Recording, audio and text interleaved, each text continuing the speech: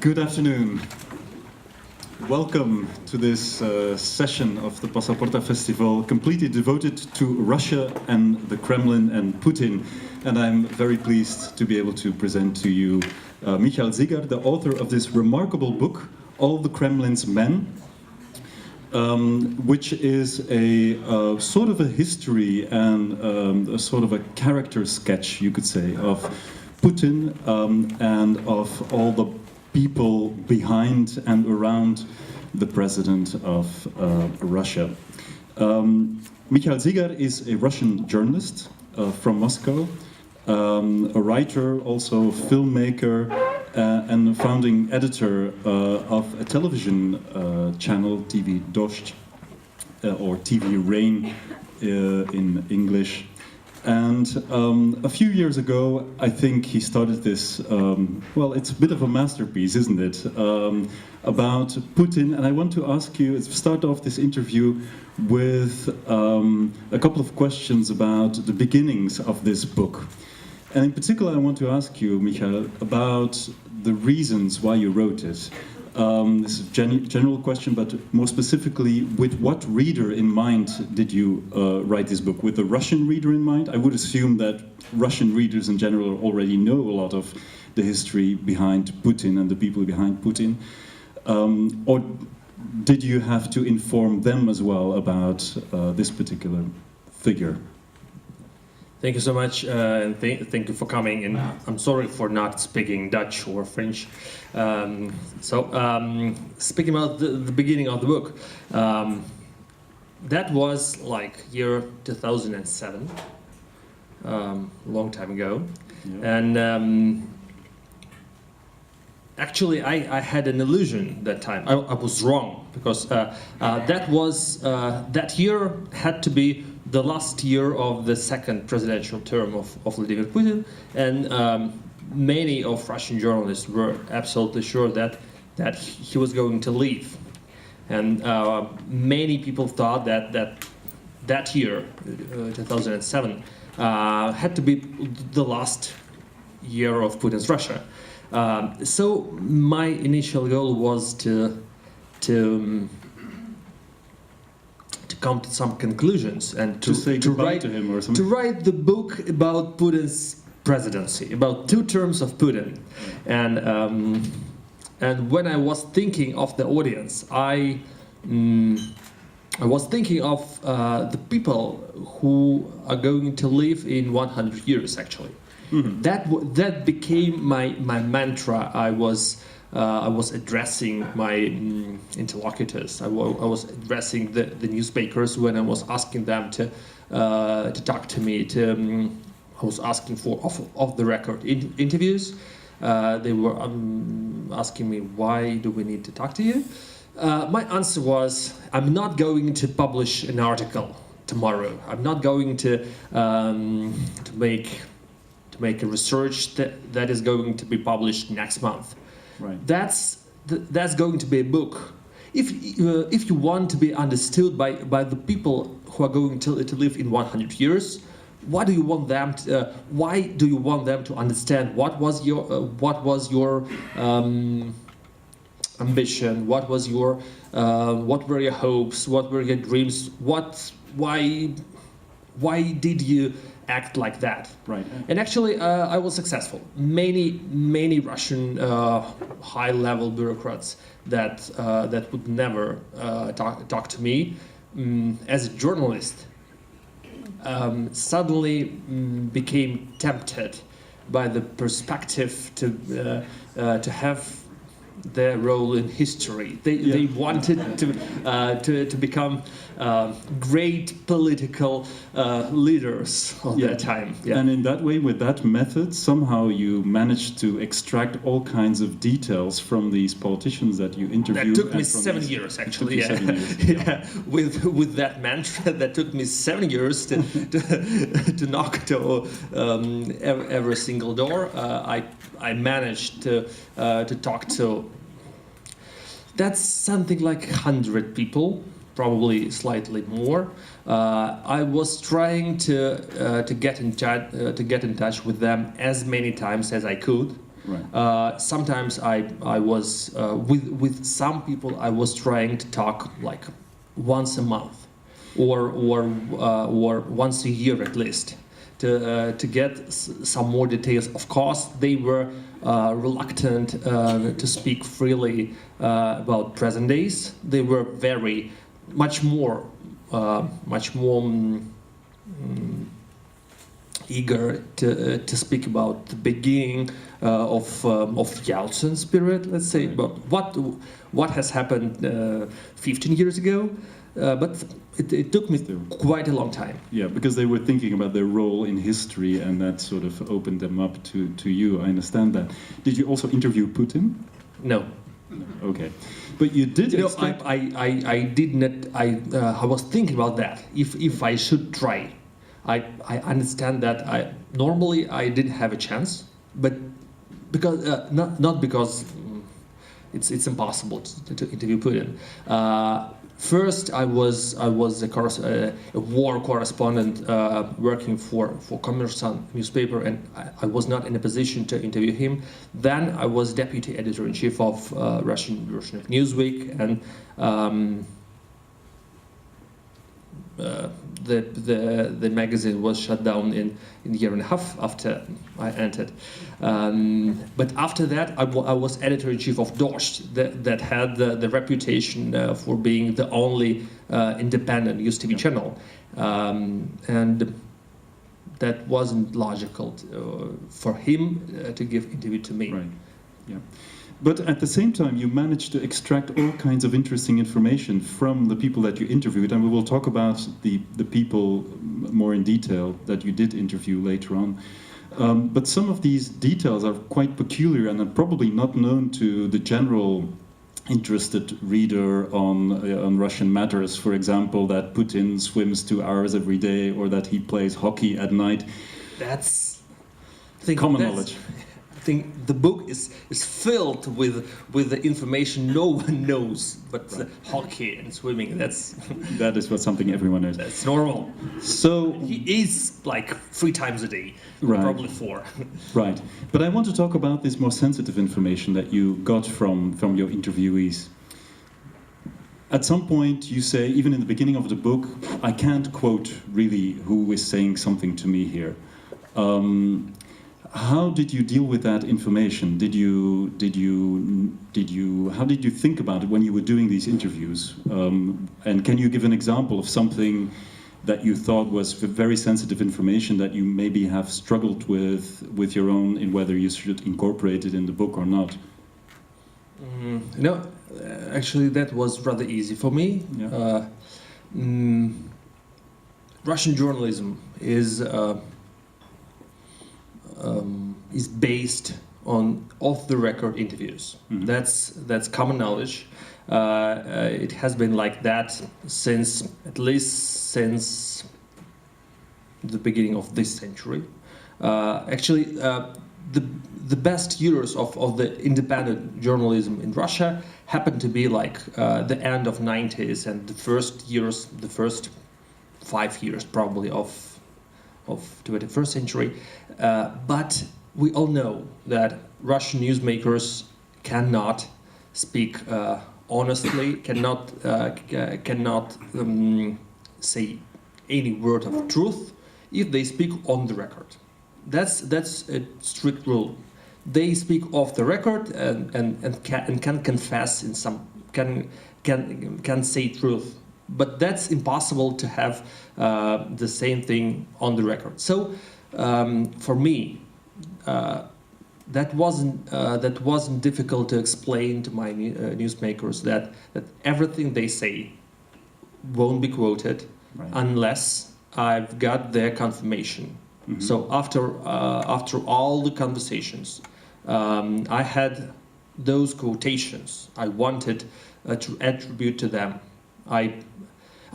I knew before, well beforehand, that's impossible to get the attribution for everything they said. But at least I had to have some minor phrases like "Good morning." Vice Prime Minister Igor Shuvalov told me, and I needed that just to show who are my newsmakers.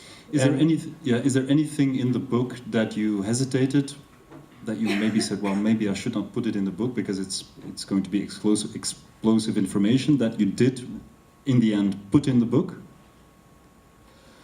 You know,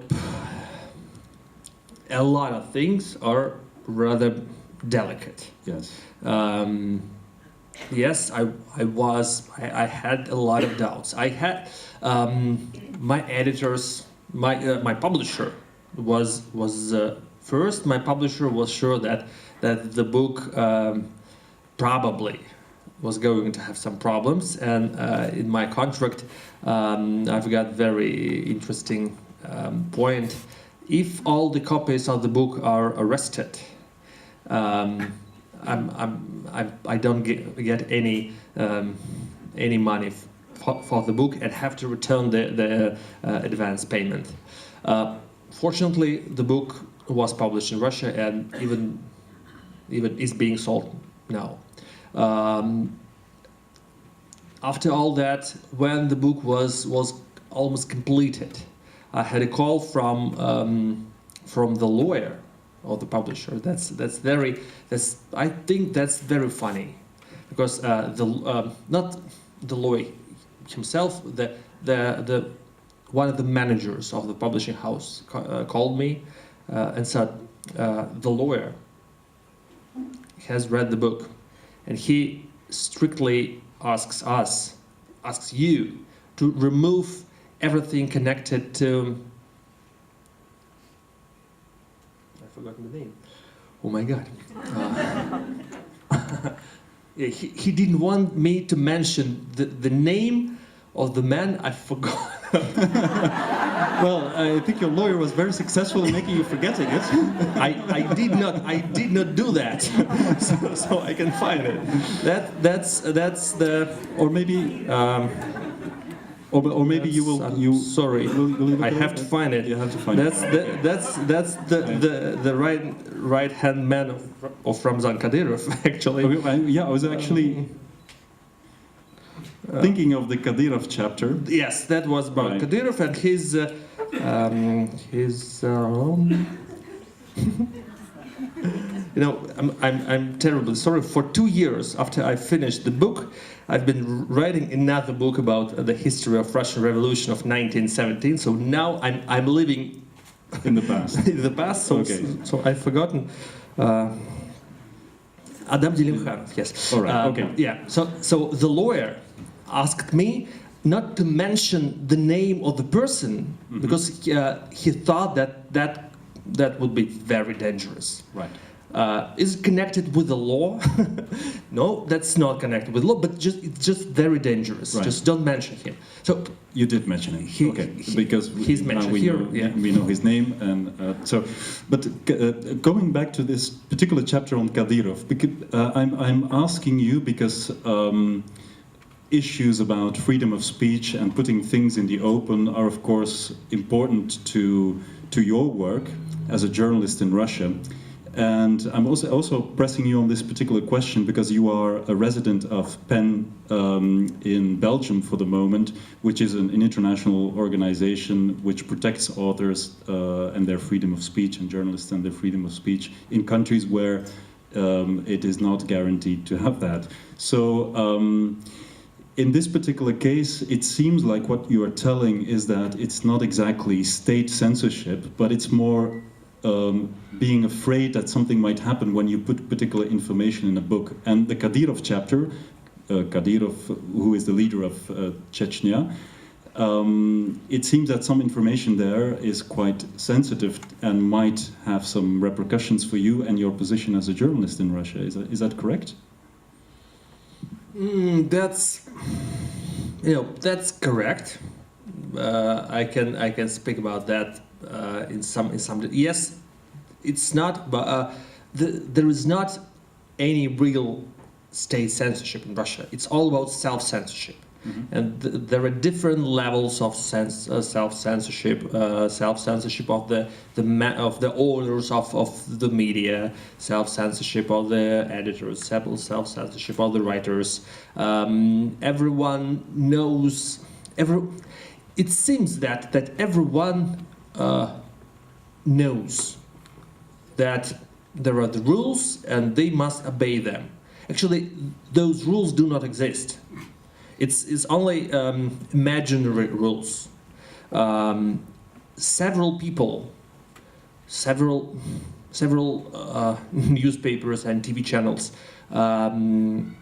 have proven numerous, just many times, that those boundaries do not exist.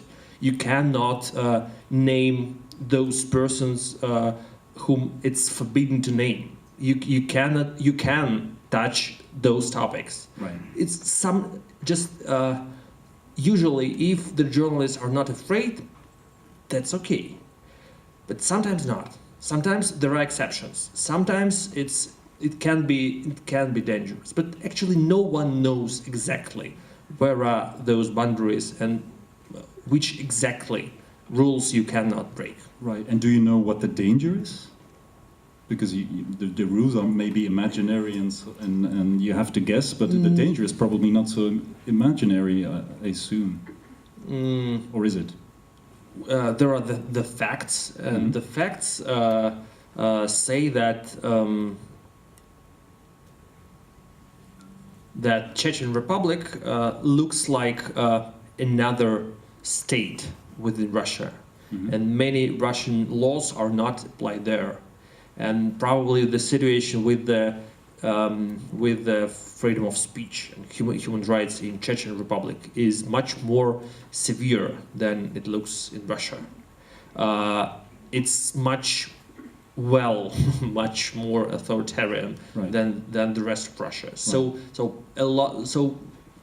there is no independent media there, and independent. We regularly hear of some cases of independent journalists being bullied or being threatened or beaten in Chechen Republic or by some authorities indirectly, or even directly. Yeah, or even directly, and that's maybe what the lawyer was afraid of when they said to you, better not to mention the name that you still mentioned. Yes. The guy who is mentioned, and that's known by the global media. He is sentenced by the High Court of United Arab Emirates for a couple of murders.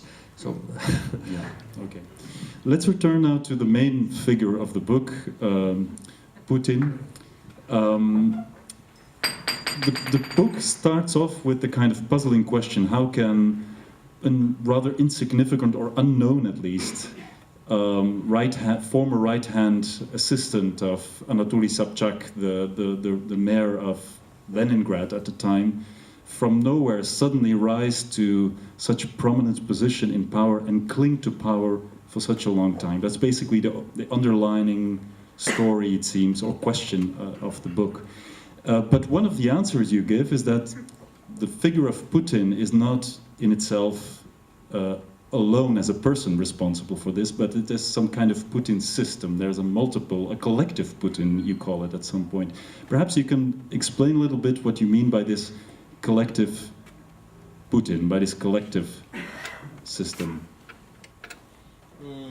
I think that's two questions in one. Yeah.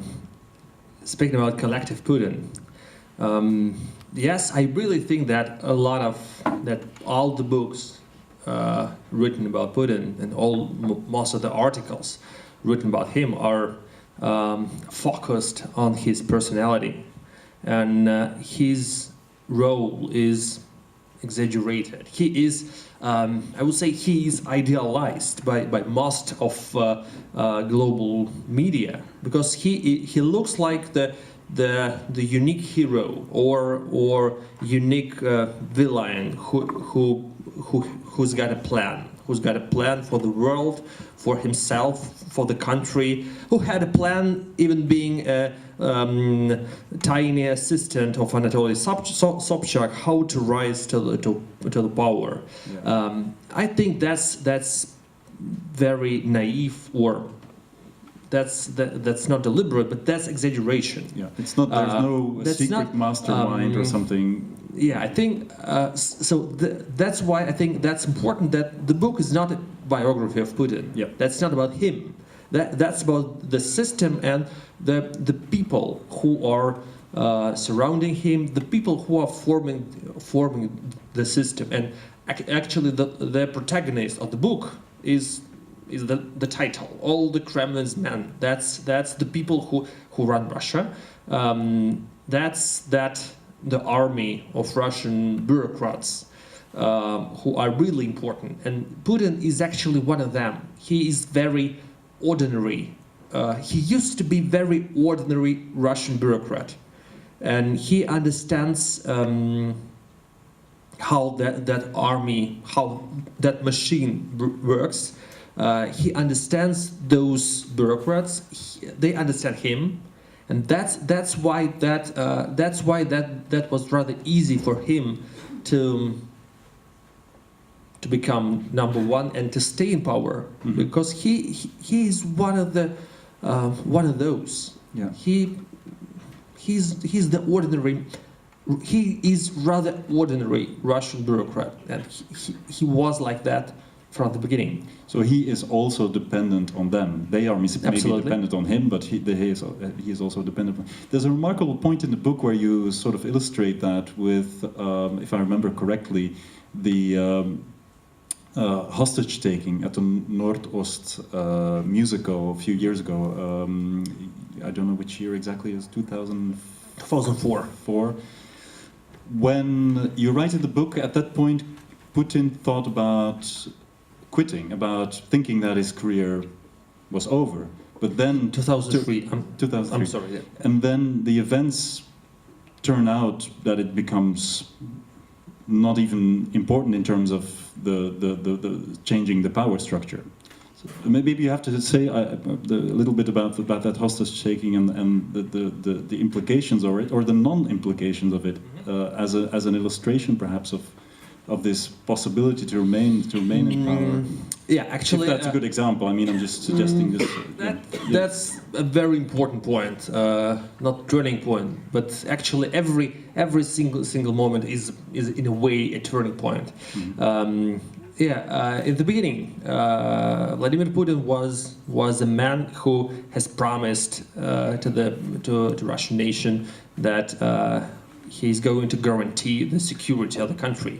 He was war president who started the war against terrorism. That was a war in Chechnya, but that year, 1999 and 2000, a series of terror attacks happened in Russia, including Moscow. So in 4 years of his presidency, of his first presidential term, it looked like that he was rather successful. The war was against what he called the war on terror was rather successful. It was almost a victory in Chechen Republic. The father of the current Chechen leader has become a president. But finally, in the October of 2003, the huge terror attack happened in Moscow again, and that was by that time the most terrible terror attack in Russia. The theater full of people, like hundreds of people, were taken as hostages. There was a very popular musical in Moscow, and like 600 of people were taken as hostages, and the siege of the theater lasted for 3 days. By the end, it was unexpected for Putin, at least, for sure. And some of his political advisors told me that explaining what was his mood by that time, they compared him to Stalin when Hitler, when Germany attacked Soviet Union. That was June 22nd, 1961, and the attack. 41. I'm sorry, 41, and that was the attack itself was rather unexpected to Stalin, and he has left Kremlin and stayed at his dacha at the outskirts of Moscow for a couple of days, taking no decisions, and thinking that probably his comrades are going to take and to arrest him. When they came to his dacha, Beria and Khrushchev and all the rest, he was sure that they came to arrest him. Mm-hmm. But they actually came to ask for his commands, for his orders. That was a comparison of Kremlin insiders of the Putin's attitude to Nordost hostage crisis. Yeah. That he was afraid that his failure to guarantee security to the population of Moscow could have ended as a tragedy for his approval ratings, everything. Mm-hmm. But it turned out the other way. And turning out the other way, you claim, is part of the environment, part of the fact that it's not only Putin being responsible, but there's a whole clique around him who kind of keeps him into power. Do I understand it correctly like that? Yeah.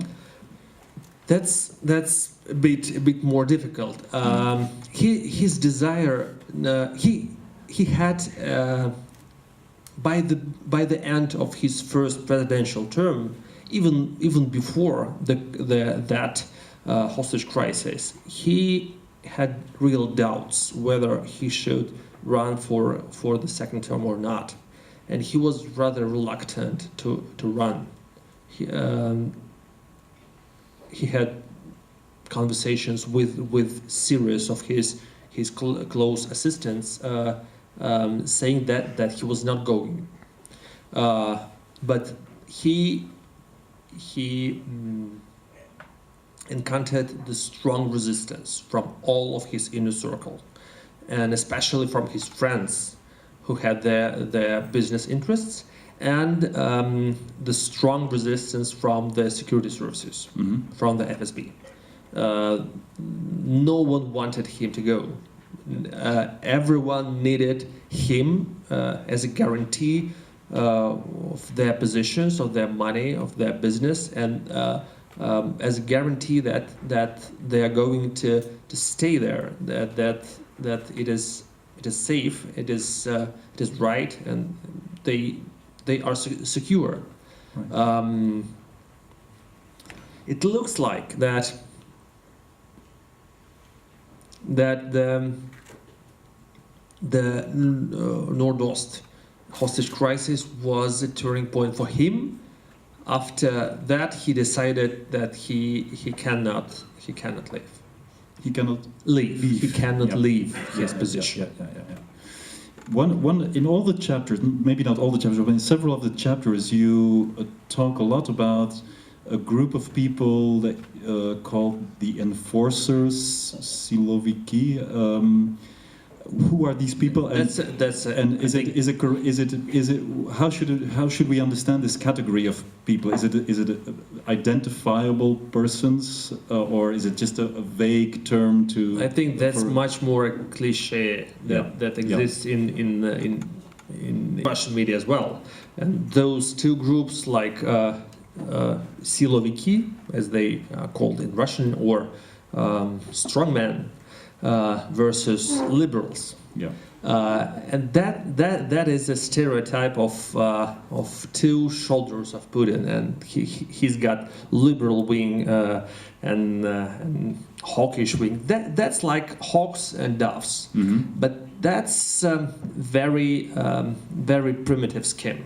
Yeah. That theory of different towers of Kremlin that are fighting each other is much more primitive. There are no towers of Kremlin. There are no liberal clan and hawkish clan in Kremlin, but a lot of people fighting each other, like dozens of people. They don't have any alliances.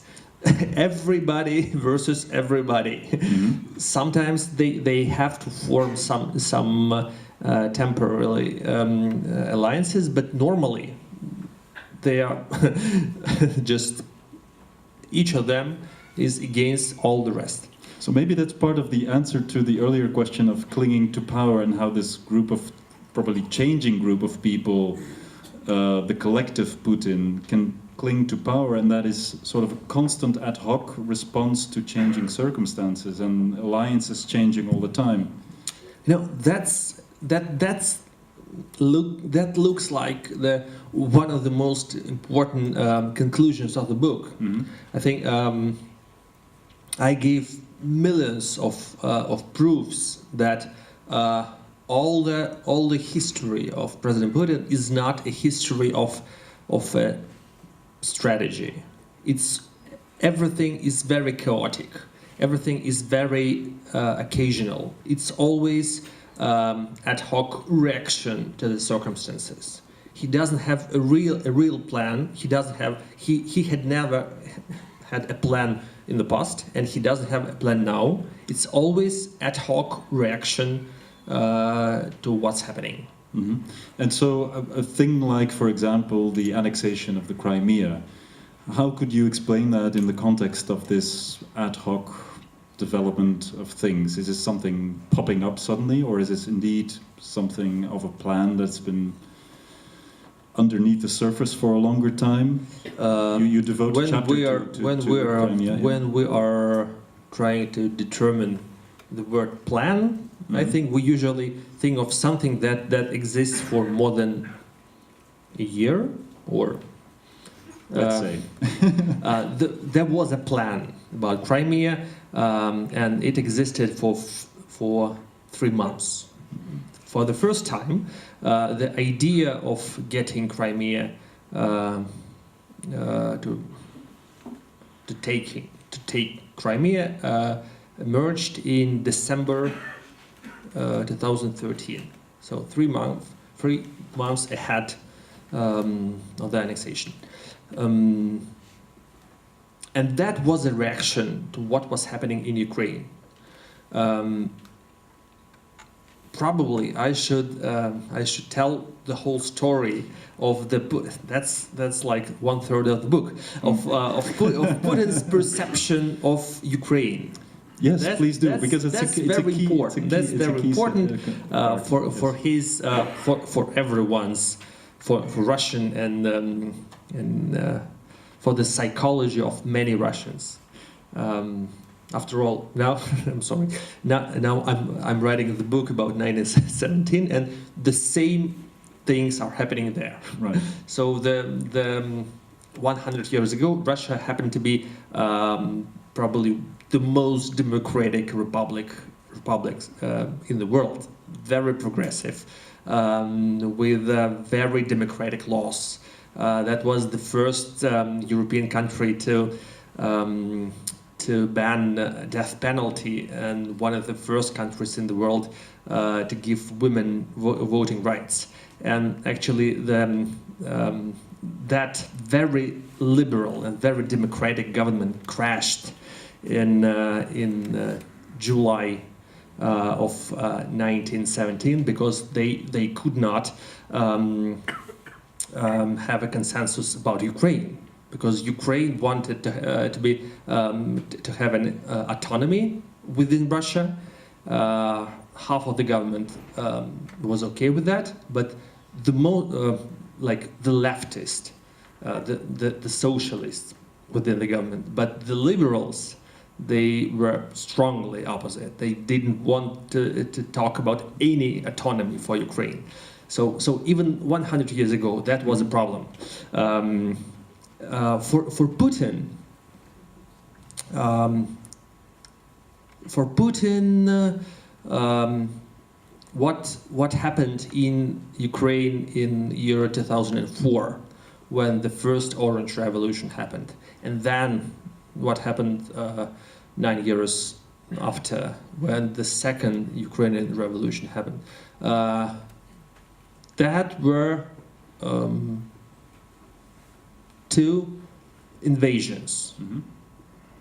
Every time he felt that there is an American intervention into Ukraine, and that not only Ukraine, Russia was attacked by foreigners. That was a huge conspiracy. That's his framing of the yes, against him and against Ukraine, against Russia, and that, as a result of that conspiracy, the coup happened in Ukraine, and he had to do something about that. Mm-hmm. Okay, that's the story. Just that happened for the first time. Yeah. He had a feeling of deja vu in 2013, when the second revolution started. So he had to make. He thought that he was to make a plan to defend Russia, to defend himself, knowing that long history of foreign American invasions against Russian interests. Right, but to be completely clear about this, when you say he framed and read the events like this, it is the collective Putin you are talking about, or is it him as a particular person? That's him as a person, yeah. And but he's not the one. Many people share that attitude. And I suppose that attitude and that story then gets louder through the media representation in Russia. Or isn't that an important part of the puzzle here? That's an important part. Yeah. Russian media, I would say that conspiracy theories are now like something like a national idea. That's the core of Russian propaganda. For many people, there is a question if those in power, like Putin and his inner circle, do they really believe in that conspiracy theories spread by Russian television or not, or they only pretend to believe? My answer is yes. Okay. But unfortunately, they believe. Right. So something happens in Ukraine, and then there's some feeling of we have to respond somehow from the Kremlin, and then this plan pops up, inspired by a particular reading of history, a particular reading. No. Just the parliament of the head of parliament of Crimea. That time, his name was Konstantinov. Came to Moscow and meeting some people from FSB. Yeah. He had an initiative. And then there's he had an idea that we're going to have problems if NATO comes. They've got some very strong feelings about NATO. That's like from old Soviet times. That's something very painful symbol. Mm-hmm. NATO coming to Crimea, that's something horrible. All right, and so that story gets to the Kremlin, to the media eventually, and then it becomes a dominant story. Or actually, if you happen to be in Russia, let's say in February 2014 or before, you might know that there was no one to imagine that Crimea could be taken. Mm-hmm. There was no such speculations, and then no one expected. Yeah.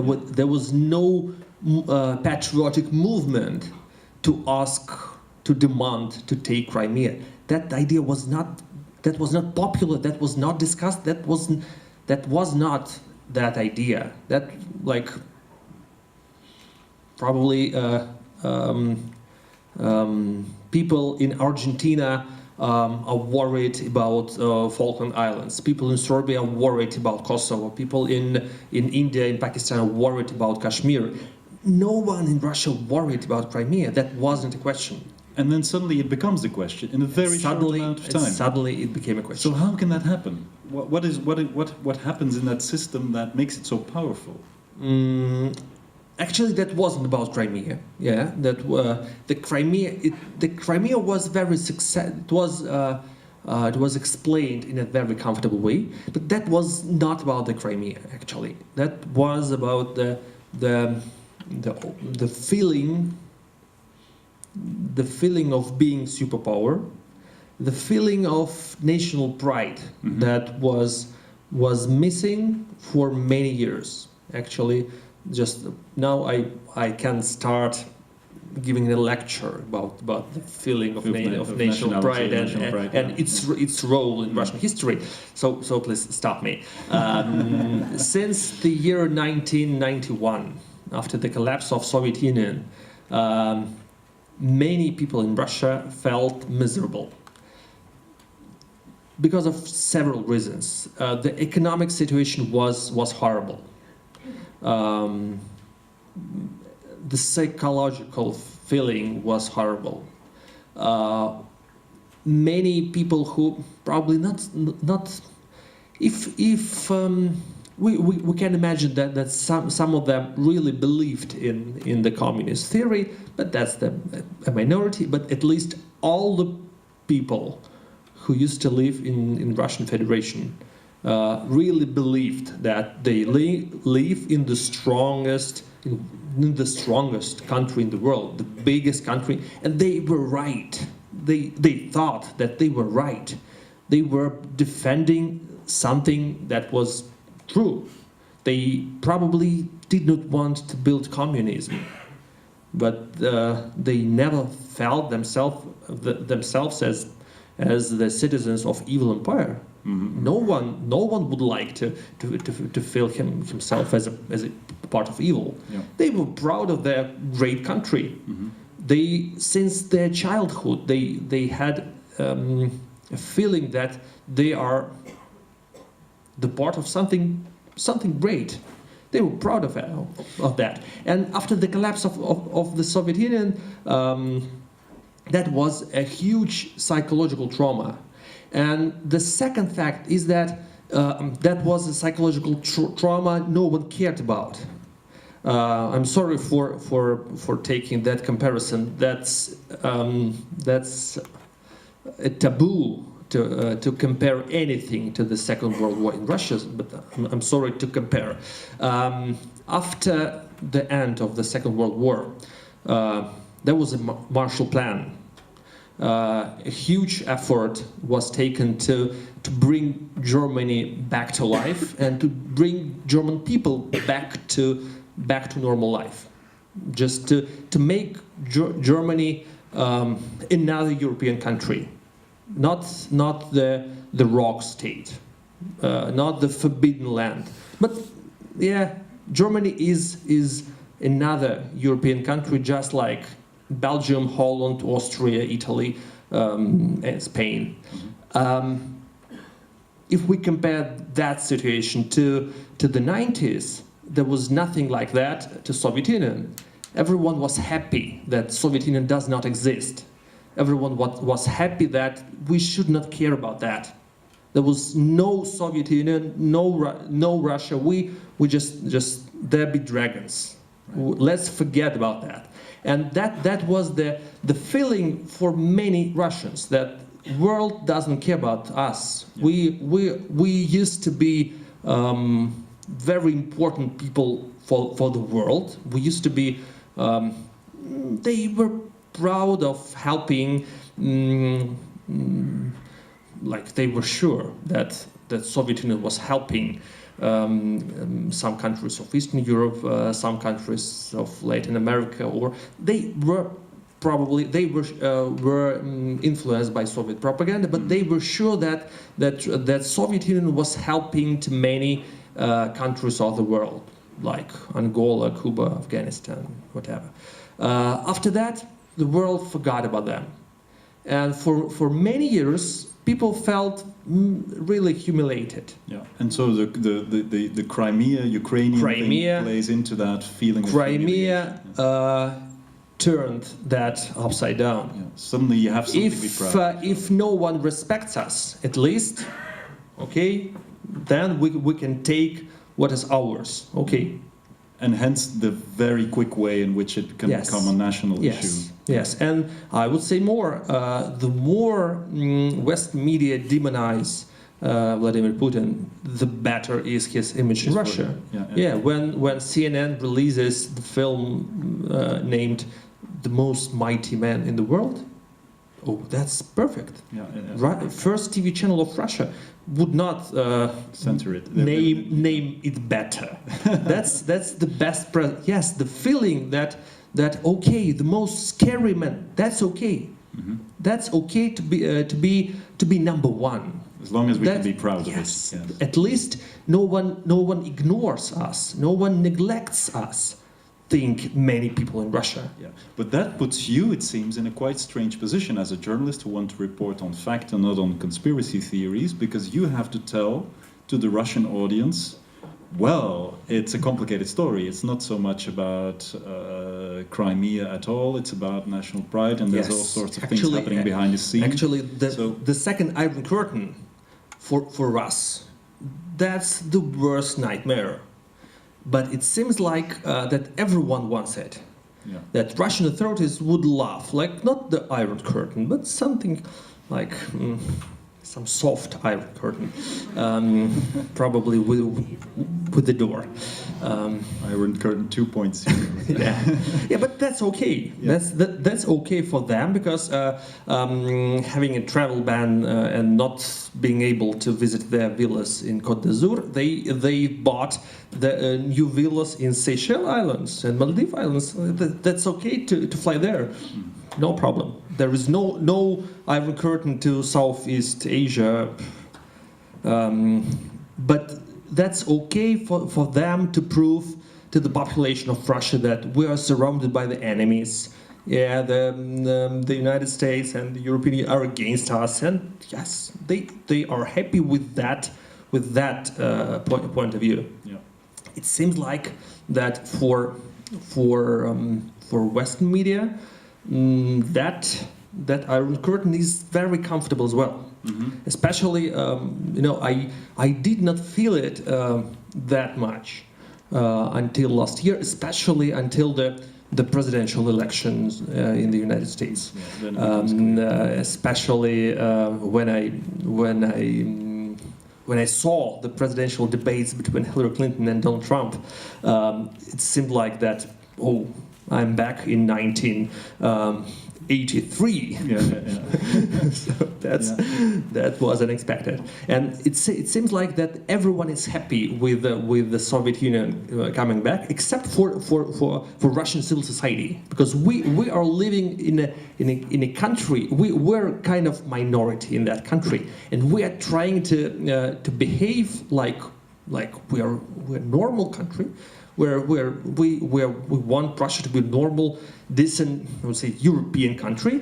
The authorities don't want the country to be normal, democratic, and we need to seduce the majority of Russia. We need to explain that. Oh, okay, come on, we're not surrounded by the enemies. Right. But that's not true. We're But when the West tells us, no, you are surrounded, it's difficult. Or we are surrounded by you. You are that's the same shit. Yeah, and so, but that brings us back to the question that we started the discussion with, namely, the audience. Is there still an audience in Russia waiting for your story, which is a bit of an odd story in this black and white world of enemies and friends?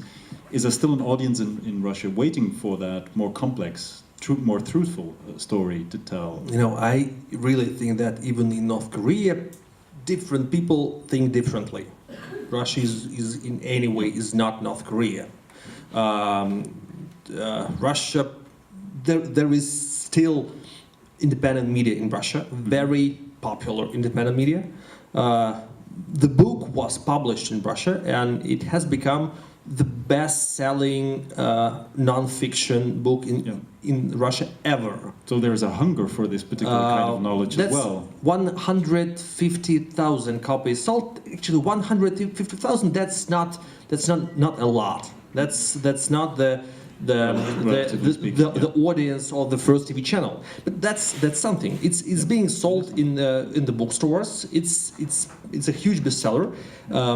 So a lot of people who want to know the facts. Yeah, a lot of people who want. Yeah, and at the same time, I mean, it's very nice it's not translated in English and other languages, so it also is a message for the non-Russian reader, let's say, showing that the internal workings and mechanisms of Russian power are more complex than they think they are, right? Yes, yes. Yeah, Right. Probably, you know, I've got a couple of ideas, and they are not that complicated. And I think that the idea that the world is not black and white, it's not my idea. That's everyone knows that. Yeah, but you illustrated very well. If I happen to prove that fact that the world is not black and white, and Putin is not the Mr. Evil, but it's very complicated. He's got if we're speaking about angels and demons on his shoulders, he's got very liberal and very democratic government. Mm-hmm. All the members of the economic team of Russian government are the pupils of Igor Gaidar and Anatoly Sobchak. Very, very democratic economic team. It's still there. So it looks weird. Yeah, it looks weird. Yeah, Yeah. and especially, you know, when you have these particular figures that are, I think, not so known to the non-Russian reader, like Defense Minister Shoigu, a magnificent chapter where you sort of sketch that particular figure. I don't know if you can say a little bit about this particular character. He's rather popular in Russia, and it's funny that he's not known abroad. Absolutely, but he used to be the man who was in charge of Putin's tourism. He was organizing his trips to Taiga, to his hikes. And he's responsible for the picture taking, the beautiful torso cowboy pictures. He happened to be the director of that session. Yes, he asked the photographer to take photos, and he asked to Putin to swim. And we didn't manage to. Okay, that's the Minister of Defense. That's enough. Yeah. No, that time he was not Minister of Defense. He was emergency minister. You know, for very nice. Yeah, for almost 2 decades he used to be emergency minister, and now he's minister of Defense. And there was a time when he was, I think, head of the Ministry of Catastrophes. Was that it? Yes. That's now we're entering Gogol. The same position. The Ministry of. We always have to end our emergency situations. Yes. Well, it's a wonderful chapter on him in the book, and you certainly have to read it. To end our conversation, I really want to comment. Yes. Yeah. Perhaps you can tell a little bit about this project. And I was working as an editor-in-chief of the only independent news TV channel in Russia. And those news, the journalists just, I don't want those events to, I don't want to watch those, all the details of what has happened. I, with some other people, I created the website that is called project1917.com. That's English version. It looks like Facebook, actually. What if internet existed 100 years ago, and Facebook existed 100 years ago, what if all those people had an opportunity to, not to write their diaries, but had an opportunity to write their impressions, their hopes, their fears directly to the internet. Right. So we created that network of memories. So we collected all the diaries, letters, memoirs of all the important characters that used to live in Russia, and not only in Russia, 100 years ago. Now we have like 2,000 characters, most important personalities, mostly Russians, but something like 1/3 of the characters are not Russians. They are many worldwide celebrities that lived that year, and that's a huge database, huge collection of everything they've written. But it looks like a Facebook. Right. So every day you can read what's happening this day, but 100 years ago. So the 25th of March, we can... Yes, we can this check. day, exactly. And Lenin posts something Lenin, on Stravinsky, Yeah. Anna Pavlova, we can read their Facebook updates. Kafka, Winston Churchill, Mata Hari was executed 2 days ago, actually. And so a lot of very important people lived. Actually, all the best known Russians happened to live that time, and most of them lived in St. Petersburg. Right. All the best painters, all the best poets, all the best scientists. That was like a boom of Russian civil society. Yeah. And a lot of creativity as well. Yeah, and a lot of unexpected people are taking part as well. Yeah, interesting. I think we still have 2 minutes for a last concluding question from the audience. There's someone here who would like to ask. I have a question regarding the media in Russia and the belief of the people in Russia in what they are seeing on the media. TV plays a big role, and many people don't look Dutch TV, which is now internet, I understand, but see the official news. To what extent do they believe they see the truth, or to what extent do they think we're seeing propaganda? What is the perception of the people? They normally believe, but it differs. If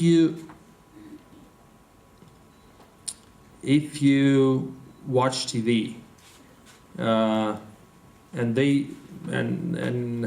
then you go outside to the shop or to the garden or to the street and see that everything's wrong. Do you think that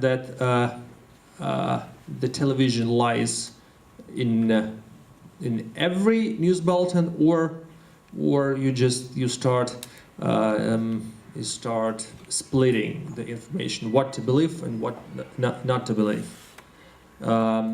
Probably a lot of people think that Russian television lies about the domestic news. But at the same time, they think that the television, what television says is true about international news. They cannot check. So they normally, and actually that's the result of the latest very interesting survey of what the younger generation of Russians think and how they perceive the reality. Many people think that the domestic policy is terribly wrong, and the government is responsible for that. The prime minister, and the prime minister is Dmitry Medvedev, is responsible for that. But the foreign policy is brilliant, and the president is responsible for the foreign policy. All right. They're proud of him. Yeah. And this brings us back to Thank you. the collective Putin and the personal Putin. We have to conclude the conversation. Obviously, the conversation is not finished. It's a rich subject, both the subject of a presidency in Russia and the subject of 1917. You can individually talk to Mikhail Zygar at a book signing, which will happen in Passaporta bookshop right after this session. For now, I'd like to thank Mikhail Thank you. Zygar for this great conversation. And thank you all for joining in.